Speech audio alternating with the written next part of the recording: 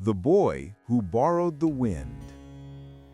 In the desert village of Dunwell, where days were scorching and nights were silent and cold, a young boy named Aron lived with his blind grandmother, Nala.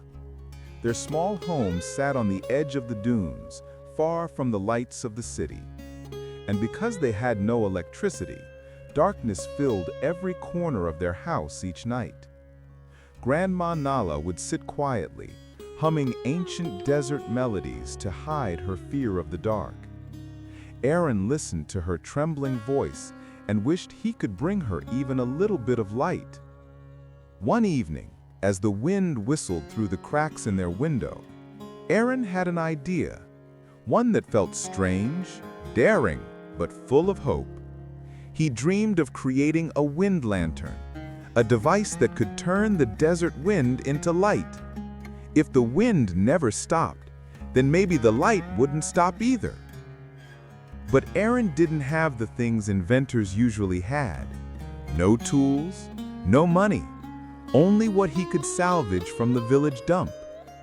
Every afternoon after school, he searched through piles of broken fan blades, rusty coils, bent wires, and cracked glass bottles. He cleaned them carefully and carried them home in a cloth bag. The village kids teased him every day. "Hey Aron, building a spaceship out of garbage?" they shouted. Aron just kept walking. He wasn't building a spaceship. He was building a promise to bring light to the one person who needed it most. His first wind lantern failed instantly. The second overheated and burned his fingertips. The third didn't spin at all, no matter how strong the wind blew. Aron felt discouraged, but when he looked at Grandma Nala sitting alone in the darkness, he knew he had to keep trying. One day, while wandering farther than usual, Aron discovered an abandoned bus half buried in sand.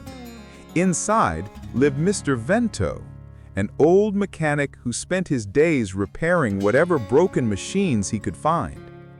Aron gathered his courage and asked, "Sir, can light be made from things no one wants?" Mr. Vento studied the boy for a moment and smiled gently. "In this world, even the wind is free, but only brave kids try to borrow it." Those words lit something inside Aron, brighter than anything he had ever built. With new determination, he returned home and worked through the night.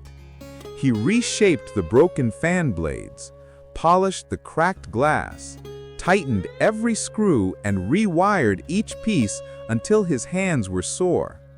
Slowly, the lantern began to take form again, stronger, simpler, better than before. The next morning was the Desert Science Fair, a rare event in Dunwell. Wealthier students brought shiny robots and polished solar panels. Aron arrived with a small, uneven lantern made entirely from desert scraps. Some students whispered and laughed, but Aron stood quietly, holding it with pride.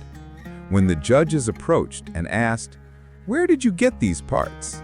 Aron answered firmly, "From places where people throw away dreams." Before they could respond, a sudden sandstorm rolled across the fairgrounds. Students rushed to protect their projects, but one by one, robots jammed, panels cracked, and devices shut down.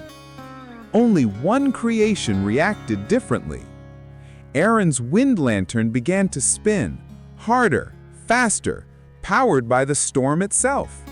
And then it glowed, bright and steady, cutting through the dusty air like a beacon. The judges stared in disbelief. When the storm passed, Aron was announced the winner of the Innovation Grant. His design spread throughout Dunwell, and soon every home in the village had a wind lantern by its window. But Aron's proudest moment came that night. He placed his lantern beside Grandma Nala. As the soft wind blew through their tiny hut, the lantern glowed, warm, gentle, golden.